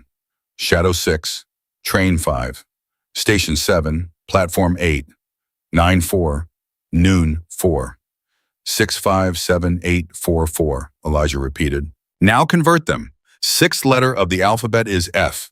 Fifth is E. Seventh is not right. Harper paused, her brow furrowed. She counted again slower this time. No, that's not it either. He's using a different cipher. She grabbed a pen from Elijah's desk and started writing on the back of an envelope. Her hand moved fast, scribbling numbers and letters, crossing things out, trying combinations. Westbrook and Elijah watched in silence. At 7:33, Harper stopped writing. She stared at what she had written. Then she looked up, and there were tears in her eyes again. But this time they were different. These were not tears of grief or anger. These were tears of recognition. It's him, she said. It's really him. How do you know? Westbrook asked. Because the cipher he used is one we invented together on a camping trip when I was 13. We never wrote it down. We never told anyone. It exists only in my head and his. And when you decode the message using our cipher, it reads one word. What word? Firefly. The room went still. Elijah sat back in his chair. Westbrook lowered his head. Madison pressed her hand over her mouth. Your father is alive, Westbrook said, his voice rough, and he's reaching out to you. He's here in San Diego and he wants to meet me at noon. It's too dangerous, Elijah said immediately. A train station is a controlled environment.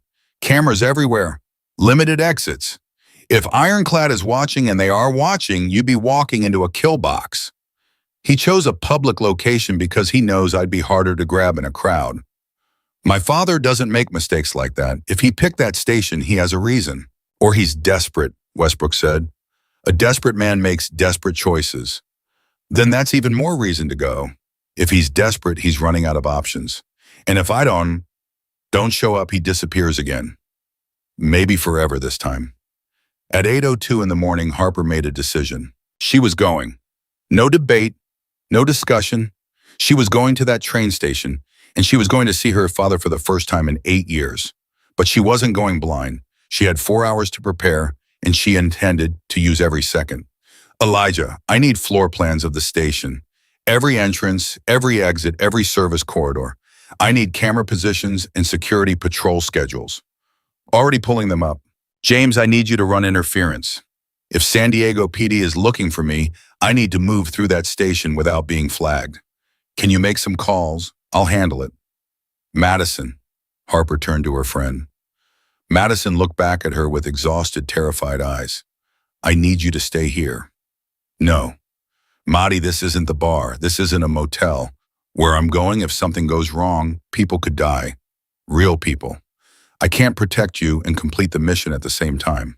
You keep calling it a mission. It's not a mission, Harper. It's your dad. You're going to see your dad. And I'm your best friend. I've been here since the beginning of this nightmare, and I'm not leaving now. Madison.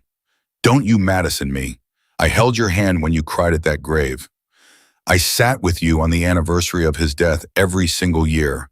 I drove 4 hours just to make sure you ate dinner. If he's alive, I want to see your face when you see him. I earned that. I earned it. Harper stared at her. She wanted to argue. Every tactical instinct in her body screamed that bringing a civilian into a potential combat zone was irresponsible, reckless, dangerous. But Madison was right. She had earned it. Not through training or skill, but through love. Through years of unwavering, stubborn, relentless love that had kept Harper alive in ways that no amount of combat training ever could. You stay behind me, always. If I say run, you run. If I say drop, you hit the floor. No questions. Deal. At 9:14 in the morning, Elijah pulled up a series of surveillance feeds from the train station's security network. How did you get access to those? Westbrook asked. You don't want to know. You're right, I don't. Elijah walked them through the layout. Platform 9 was at the far end of the station, partially under construction, which meant fewer cameras and less foot traffic. It also meant fewer witnesses if something went wrong. Your father chose this platform because it has a service tunnel that connects to the maintenance yard. If he needs to disappear, he can be gone in seconds. That's smart. That's classic Richard Dalton. It also means we have an escape route, Harper said. If you can reach it, the tunnel entrance is 40 meters from the platform edge. In a worst-case scenario, that's 40 meters of open ground with no cover. I've crossed worse, not with a concussion and a civilian. Harper ignored that. She studied the layout, committing it to memory the way she had been trained. Every angle, every blind spot, every choke point. By the time she was done, she could have navigated the station with her eyes closed. At 10:22, Westbrook's phone rang. He answered, listened for 30 seconds, and hung up without saying a word. His face had gone gray. James, what is it? That was my contact at Naval Intelligence. General Gaines flew into San Diego this morning. Private jet, no official schedule, no public itinerary. Gaines is here. He landed 45 minutes ago. That's not a coincidence, Elijah said. He knows your father is in the city. How? Harper demanded. How could he know? Because someone told him, Westbrook said quietly. Someone in this chain is compromised. Someone who knows about the message, about the meeting, about Platform 9. The three of them looked at each other. Harper looked at Elijah. Elijah looked at Westbrook. Westbrook looked at Harper. Don't, Westbrook said, reading her expression. Don't even think it. Someone told Gaines. There are only 3 people who know about that message. You, Elijah, and me. I know I didn't tell him, which means one of you did. Harper, I have given my entire career to protecting your father and protecting you. I have lied to admirals, falsified documents, and put my pension on the line every single day for 8 years. If you think for 1 second that then explain how Gaines knew to come to San Diego today. Right now, explain it. Westbrook opened his mouth, then he closed it, because he couldn't explain it. And that silence was louder than any accusation. Elijah spoke. It's not James, and it's not me. Think bigger. Who else knew Harper was in San Diego? Who else knew about the bar fight, the hospital, the police report? Derek Voss, Harper said. Derek Voss, who is connected to Ironclad Tactical, which is funded and protected by General Gaines. The bar fight made the news. Harper's name was in the police report. Her military record was accessed. The moment her name hit a database, Gaines would have been alerted. He doesn't need a mole. He has the entire system. At 11:09, Harper stood in front of a mirror in the safe house bathroom. She had washed the blood off her face and neck. She had changed into clothes Elijah had provided: dark jeans, a black long-sleeve shirt, boots with good traction. She looked at herself and barely recognized the woman staring back. 24 hours ago, she had been sitting in her apartment eating cereal and watching bad television, trying to pretend that her life was normal, trying to pretend that the nightmares didn't come every night, trying to pretend that the woman in the mirror was just Harper, just a girl from Virginia who liked camping and fireflies, and her best friend Madison. That woman was gone. The woman in the mirror now had blood under her fingernails, had a wound on her head held together by butterfly stitches, had the names of 4 dead soldiers carved into her memory, had a father who was alive and waiting for her at a train station 40 minutes away. Are you ready? Westbrook asked from the doorway. I've been ready my whole life, Harper said. I just didn't know it. At 11:31, they left the safe house. Elijah drove. Westbrook rode in the passenger seat, his phone pressed to his ear, quietly coordinating with contacts who could help them move through the city without being flagged. Madison sat in the back with Harper, their hands intertwined on the seat between them. Neither of them speaking, because there was nothing left to say that hadn't already been said with the grip of their fingers. At 11:47, Elijah parked 4 blocks from the station. He turned off the engine and looked at Harper through the rear-view mirror. I'll be on comms. Earpiece channel 3. If anything feels wrong, you say the word, and I pull you out. What's the word? Madison asked. Elijah looked at Harper. Harper looked at him. Firefly, she said. At 11:53, Harper walked into the train station. Madison was 2 steps behind her, dressed in a baseball cap and sunglasses that Elijah had given her. Harper's earpiece crackled softly, and Elijah's voice came through low and steady. I have eyes on you. Platform 9 is straight ahead past the main concourse. Foot traffic is light. No obvious surveillance teams, but that doesn't mean they're not here. Harper moved through the crowd with practiced ease. Not too fast, not too slow. Blending, disappearing into the flow of ordinary people living ordinary lives, completely unaware that the woman walking past them was carrying the key to the biggest military conspiracy in American history inside her head. At 11:58, she reached Platform 9. It was mostly empty. A handful of travelers sat on benches staring at phones or reading newspapers. Construction barriers blocked the far end of the platform. Beyond them, Harper could see the service tunnel entrance that Elijah had identified. She stopped. She stood in the center of the platform and waited. Noon arrived. 1 minute passed, then 2, then 3. Harper's heart was pounding. Her palms were sweating. Her eyes scanned every face, every movement, every shadow. Anything, she whispered into the earpiece. Nothing yet, Elijah replied. Stay patient. At 12:04, an old man shuffled onto the platform from the far staircase. He wore a gray coat. His hair was white. He walked with a slight limp favoring his left side. His left hand was in his pocket. Harper stopped breathing. He was older, so much older. The years had carved deep lines into his face and stolen the color from his hair. He moved differently now, slower, more carefully, like a man who had learned that every step could be his last. But his eyes were exactly the same. Sharp, warm, full of an intelligence that missed nothing and forgot even less. Colonel Richard Dalton looked across Platform 9 and saw his daughter. He stopped walking. For 5 endless seconds, they stared at each other across 30 feet of concrete. Father and daughter, ghost and soldier. Two people who had been ripped apart by a war they didn't start, connected by a love that 8 years of silence couldn't destroy. Harper took 1 step forward. Her father held up his hand. Stop. Then he spoke. 1 word, just loud enough for her to hear across the distance. Run. Behind Harper, the sound of boots on concrete. Many boots, moving fast, coming from every direction. She spun around and saw them. Men in tactical gear, emerging from behind construction barriers or rising from benches where they had been sitting disguised as travelers, pouring down the staircases on both sides of the platform. Elijah's voice exploded in her ear. Harper, it's a sweep team. At least 12 operators. They're ironclad. Get out now. Harper grabbed Madison's hand and ran toward her father. He was already moving, limping hard toward the service tunnel, pulling something from inside his coat. Not a weapon. An envelope. He shoved it into Harper's hands as she reached him, his fingers gripping hers for 1 desperate second. The vault, he gasped. They cracked the first layer. You need to get there before they break through. Everything depends on this. Dad, come with me.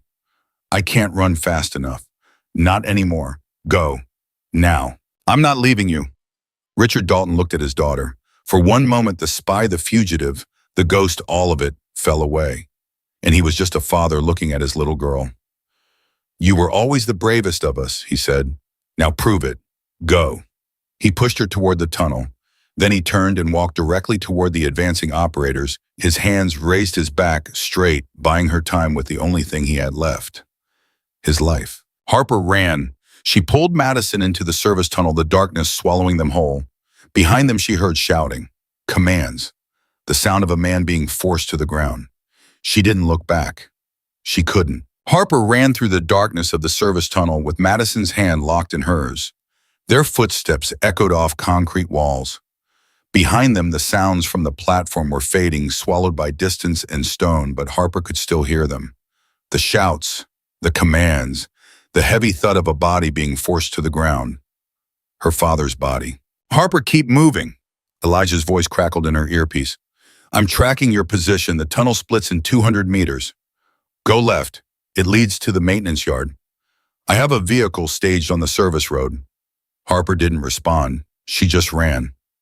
Madison was struggling to keep up her breathing, ragged, her sneakers slapping against the wet concrete. But she didn't let go of Harper's hand. She held on like her life depended on it, because it did. They hit the split. Harper went left without hesitation. 50 meters later, a metal door appeared. Harper kicked it open, and daylight blinded them both. They stumbled into a gravel yard filled with rail equipment and parked maintenance vehicles. A gray van sat idling at the far end, its side door already open. Get in, Elijah shouted from the driver's seat. Harper shoved Madison in first, then threw herself in after. The door slammed. Elijah hit the gas before Harper was even sitting up. The van tore out of the yard and onto a side street, tires screaming against asphalt. "My father," Harper said, pulling herself upright. "They took him. I saw them take him down." "I know. I saw it on the camera feed. 12 operators, professional, coordinated. They had the whole platform locked down in under 90 seconds. Where did they take him?" "I don't know yet. The cameras went dark 30 seconds after they grabbed him. Someone cut the feed remotely." Gaines. Has to be. Harper's hands were shaking. She looked down and realized she was still clutching the envelope her father had shoved into her hands in those final desperate seconds. She tore it open. Inside was a single sheet of paper folded twice. She unfolded it and read. It was a set of coordinates, latitude and longitude. Below them, a single line in her father's handwriting. "The second key is where we watch the fireflies." Harper's throat closed. The second key. The vault in Zurich required a 20-digit code which she carried in her memory. But there was a second layer of encryption. Her father had mentioned it in his letter to Westbrook, and the location of the second key was the place they had camped together when she was a child. The riverbank in the Blue Ridge Mountains, where they would sit for hours watching the fireflies dance above the water. "He planned this," Harper whispered. "He always planned this. Every piece, every clue, every safeguard. He built the entire trail so that only I could follow it." "That's your father," Elijah said. "He never trusted systems. He trusted people. And the only person he trusted completely was you." At 12:19, Westbrook called. Harper answered instantly. "James, where are you?" "I'm outside the station. I couldn't get in. They had the perimeter locked down before I even reached the entrance. Harper, I saw them load a man into a black transport vehicle. Unmarked. Government plates. They headed east on the freeway." "Can you follow them?" "I'm trying, but they're moving fast and they have at least 2 escort vehicles. This isn't a kidnapping, Harper. This is a military extraction. Gaines is treating your father like a captured enemy combatant. Because that's what he is to them. My father has the evidence that can destroy them all. They'll interrogate him. They'll try to break the encryption. And when they can't, they'll try to get the code. He won't give it up. He doesn't have it. I have it.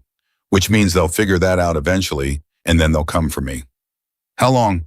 "Hours. Maybe less. Gaines is smart. He'll realize quickly that my father doesn't have the access code. And when he does, he'll redirect every resource he has toward finding me." At 12:41, Elijah pulled the van into the underground parking structure beneath the safe house. They moved quickly, taking the elevator up to the loft. Madison collapsed against a wall the moment they were inside. She was pale. Her hands wouldn't stop shaking. But she was still standing, still present, still refusing to fall apart. Harper went straight to Elijah's monitors. She pulled up a map and entered the coordinates from her father's note. The pin dropped on a location in Virginia, Nelson County, deep in the Blue Ridge Mountains, a stretch of river with no name that appeared on any official map. "I need to get to Virginia," Harper said. "That's a 5-hour flight, and every airport in the country will have your face flagged within the hour. Then we drive. 40 hours. You don't have 40 hours. Then find me another way." Elijah stared at her for a moment. Then he picked up one of the burner phones and dialed a number. "Who are you calling?" Harper asked. "Someone I promised myself I would never call again. We're even now." He turned away and spoke quietly into the phone. The conversation lasted less than 2 minutes. When he hung up, his expression had changed. Harder, more resolved. "There's a private airfield in Oceanside, 30 minutes north. A cargo pilot who owes me his life is willing to fly us to a strip in Charlottesville. No manifests, no passenger records. We leave in 1 hour." "Us? You think I'm letting you do this alone?" Harper looked at him. She wanted to say something, but the word stuck. So she just nodded. It was enough. At 1:11 in the afternoon, Harper sat down next to Madison. Her friend was staring at the floor, her arms wrapped around herself, rocking slightly. "Maddie, I know what you're going to say. You can't come with me this time." Madison looked up. Her eyes were red. Her lips were cracked. She looked like she had aged 10 years in a single night. "I know," she said. "I know I can't. I'm not a soldier. I'm not a spy. I'm a nurse from Virginia who braids hair and watches reality TV and worries about her best friend every single day. I can't follow you into whatever comes next." But I need you to hear me, Harper. I need you to actually listen. I'm listening. Come back. Whatever you do, wherever you go, however bad it gets, you come back. You don't get to disappear like your father. You don't get to become a ghost. I already grieved one person I love. I'm not doing it again. Harper pulled Madison into a hug. She held her tight the way she had held her after their first high school. Heartbreak after Madison's mother's funeral, after every terrible thing that life had thrown at them. She held her like it was the last time because part of her feared it might be. I'll come back, Harper said into Madison's hair. I promise. You better, because if you don't, I'm coming to find you, and I won't be polite about it. Harper almost laughed, almost. At 1:58, Westbrook arrived at the safe house. He looked grim. He looked 10 years older than he had that morning. I lost them, he said. The transport vehicle went through a military checkpoint near Miramar. I couldn't follow without credentials, and my credentials were revoked 2 hours ago. Revoked? Gaines moved fast. I've been flagged as a security risk. 32 years of service, and as of noon today, I don't exist in the system anymore. My clearance, my access, my pension, all gone. James, I'm sorry. Don't be. I made my choice a long time ago. I chose your father. I chose the truth, and I'd make the same choice again. He paused. Where are we? Virginia. We're going to Virginia. My father left coordinates. The second encryption key for the vault is hidden at a location only he and I know about. And then we go to Zurich. We open the vault. We take the ledger, and we burn Gaines to the ground. Westbrook looked at her for a long time. Then he reached into his jacket and pulled out a small leather case. He opened it and held it out to her. Inside was a challenge coin, the kind that special forces operators carry. On one side was the Navy SEAL trident, on the other an inscription that Harper had seen only once before on the day she earned it. The only easy day was yesterday, Westbrook said. Your father gave me this the day you graduated from BUD/S. He said it was the proudest moment of his life. He asked me to give it to you when the time was right. His voice broke. I think the time is right. Harper took the coin. She closed her fingers around it and felt the metal warm against her palm. Her father's pride, her father's love, compressed into a piece of bronze that fit in the palm of her hand. At 3:37 in the afternoon, a twin-engine cargo plane lifted off from a private airfield in Oceanside, California. On board were Harper Dalton, Elijah Cross, and Commander James Westbrook. Madison had been placed in a car, driven by one of Elijah's contacts, heading to a safe location in Nevada, where she would wait. The flight was rough. Turbulence shook the small plane like a toy. Harper sat with her back against the fuselage, the challenge coin in one hand, and her father's note in the other. She read the words over and over. The second key is where we watch the fireflies. She closed her eyes and let herself go back. 10 years old, summer, the Blue Ridge Mountains, a clearing by the river where the grass was soft and the air smelled like pine and wild honeysuckle. Her father had built a fire, and they had sat together watching the fireflies emerge as the sun went down one by one, then hundreds, then thousands, until the whole riverbank was alive with light. Do you know why they glow? Her father had asked. To find each other, Harper had said. That's right. In all that darkness, they light up so they can find each other. Remember that, Harper. When everything goes dark, you be the light. You always be the light. She opened her eyes. The plane was descending. At 8:14 in the evening, they landed on a grass strip outside Charlottesville. A truck was waiting. Elijah's network was deeper than Harper had realized. People who owed him, people who trusted him, people who lived in the shadows and helped others do the same. They drove for an hour into the mountains. Harper navigated from memory, not from the coordinates, but from the feeling in her chest, the pull of a place she had loved before she understood what love was. She recognized turns by the shape of the trees' hills, by the way they rolled against the sky. Here, she said. Stop here. They were on a dirt road that ended at a metal gate. Beyond the gate, a trail led down to the river. Harper climbed over the gate and walked the trail alone. Elijah and Westbrook stayed behind. They understood. This was not their moment. The riverbank was exactly as she remembered. The grass, the rocks, the gentle bend where the water slowed and deepened. And in the center of the clearing, a large flat stone where she and her father used to sit. Harper walked to the stone and knelt beside it. She ran her hands along the edges, feeling for something. Her father was a man who hid things in plain sight. He believed that the best secrets were the ones that looked like nothing at all. She found it on the underside. A small metal box sealed with waterproof resin bolted to the rock with screws that had been painted to match the stone's surface. She pried it loose with her fingers, scraping her knuckles, not caring about the pain. Inside the box was a USB drive and a handwritten note. Harper, if you're reading this, it means I failed to come home.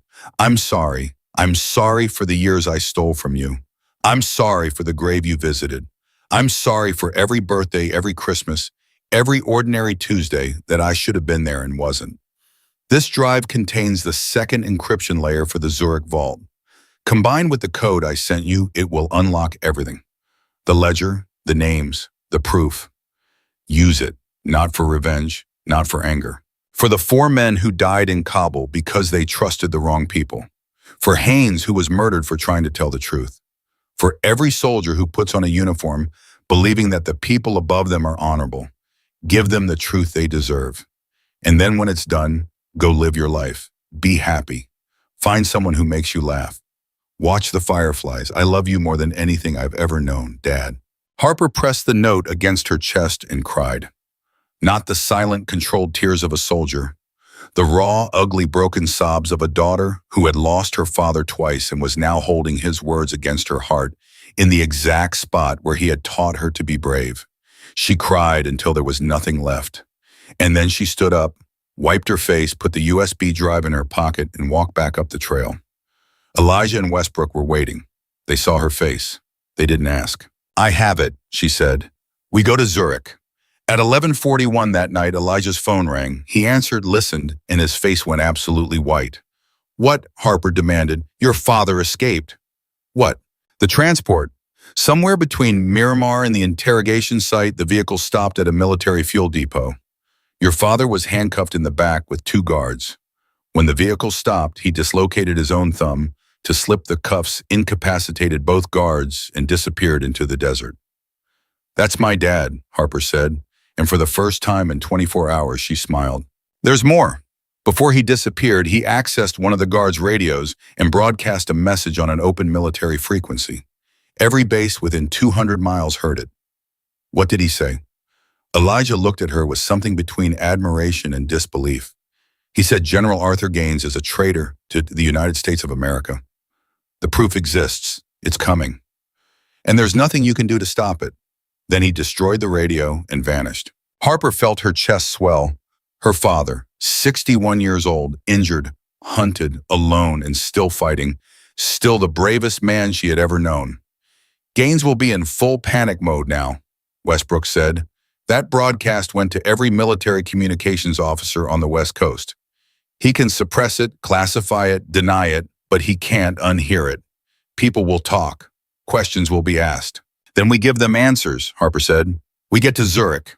We open that vault, and we put the ledger in the hands of people who will use it. Who? Elijah asked. The Pentagon is compromised. Congress has moles. Intelligence agencies can't be trusted. The press, Harper said. We give it to every major news outlet simultaneously. Washington Post, New York Times, Reuters, BBC, all of them. At the same time, so many copies in so many hands that no one can suppress it, no one can bury it, no one can make it disappear. That's a nuclear option, Westbrook said. Then it's nuclear. These people killed 4 soldiers. They murdered Marcus Haynes. They destroyed my father's life. They tried to destroy mine. They've been selling American weapons to terrorists for a decade. Nuclear isn't enough, but it's a start. They drove through the night to a private airfield where Elijah had arranged international transport. A chartered cargo flight to Frankfurt, then a train to Zurich. No passports, no customs, no records. Elijah's world operated on a currency of favors and silence, and he was spending every last coin he had. At 6:22 the following morning, Harper Dalton walked into a private bank in Zurich, Switzerland. She was exhausted. She hadn't slept in over 30 hours. The wound on her head was throbbing. Her hands were steady. She presented the 20-digit code from memory. She inserted the USB drive. The bank officer, a polite man in a gray suit who asked no questions, led her to a vault deep below the building. The lock required both keys simultaneously, the code and the drive. together, the way her father had designed it. Two pieces of a puzzle that could only be assembled by the one person he trusted with everything. The vault opened. Inside was a single hard Bible, black, unremarkable, the size of a paperback book. It contained the financial records of every illegal arms deal facilitated by Ironclad Tactical over a period of 7 years. Names, dates, dollar amounts, delivery coordinates, buyer identities, offshore accounts. The complete, irrefutable blueprint of a criminal conspiracy that reached the highest levels of the American military. Harper held it in her hands and felt the weight of it. Not physical weight, moral weight, the weight of 4 dead soldiers, the weight of her father's sacrifice, the weight of 8 years of lies and grief and empty graves. "Is that it?" Madison's voice. Harper turned. Madison was on speakerphone connected through one of the burner phones. She had been listening the whole time from her safe house in Nevada. "That's it," Harper said. "Then finish it." At 9:04 in the morning in Zurich time, Harper Dalton, Elijah Cross, and Commander James Westbrook sat in a hotel room and uploaded the contents of the hard drive to 14 different news organizations simultaneously. Every name, every transaction, every dollar, every lie. At 9:17, the first journalist called back. At 9:31, the second. By 10:15, Harper's story was on the front page of every major news website in the world. By noon, General Arthur Gaines had been detained by military police at his home in Virginia. He was still in his bathrobe. By 3 in the afternoon, 17 Pentagon officials had been placed on administrative leave pending investigation. Ironclad Tactical's offices were raided by the FBI. Derek Voss was arrested at a motel in Arizona. By 6 in the evening, the President of the United States had ordered a full independent investigation into the Nightfall program and the illegal arms pipeline. And at 7:43 in the evening, Harper Dalton received a phone call from an unknown number. She answered it the way she always did, cautiously, ready for anything. "Harper," her father's voice, tired, broken, alive. "Dad, I saw the news. You did it. You actually did it. Where are you?" "Somewhere safe for now. I don't know for how long. They'll still come for me. Not everyone on that list has been caught. It'll take months, maybe years. Then come home. Turn yourself in. Westbrook can protect you. The story is out. They can't bury it now. Not yet. There are things I still need to do. People I still need to protect. But Harper, yeah, I'm going to come home. I promise you. One day I'm going to walk up to your front door and knock, and when you open it, I'm going to hug you the way I should have hugged you 8 years ago. And I'm never going to let go. You better not. I love you, Firefly. I love you too, Dad." The line went silent. Harper sat with the phone pressed to her ear long after the call ended, listening to nothing, holding on to the sound of his voice like a lifeline. 3 weeks later, Harper Dalton stood in front of a Senate committee and testified for 6 hours. She told them everything. Kabul, Nightfall, the 4 soldiers who died, the cover-up, the ledger, the vault. She spoke with the calm precision of a soldier and the raw honesty of a daughter, and when she was finished, the room was silent. Not the silence of disbelief. The silence of people who finally understood the cost of the truth. Madison flew to Washington for the testimony. She sat in the front row. She didn't say a word. She didn't have to. She was just there the way she had always been there, steady and loyal and unbreakable. After the hearing, they walked out of the Capitol building together. The sun was setting over Washington, and the sky was painted in shades of gold and pink that Harper would have called beautiful if she had been the kind of person who noticed things like that. But she wasn't. She was the kind of person who noticed threats and exits and the weight of a challenge coin in her pocket. "What now?" Madison asked. Harper looked at her best friend, her anchor, the woman who had followed her into the worst night of her life and come out the other side, still holding her hand. "Now, Harper said, I go watch the fireflies." She meant it, not as a metaphor, not as a symbol. She meant she was going to drive to Virginia, to that riverbank, to that flat stone by the water, and she was going to sit there and watch the fireflies the way she had when she was 10 years old, and the world was simple, and her father was beside her. Because Harper Dalton had spent 6 years learning how to fight in the dark. She had spent 8 years grieving a lie. She had spent one impossible night proving that the smallest person in the room can carry the heaviest truth. And now she was going to sit by a river and be the light. Not because someone ordered her to, not because the mission required it, but because her father had taught her a long time ago that in all the darkness, the bravest thing you can do is glow. And Harper Dalton had never stopped being brave.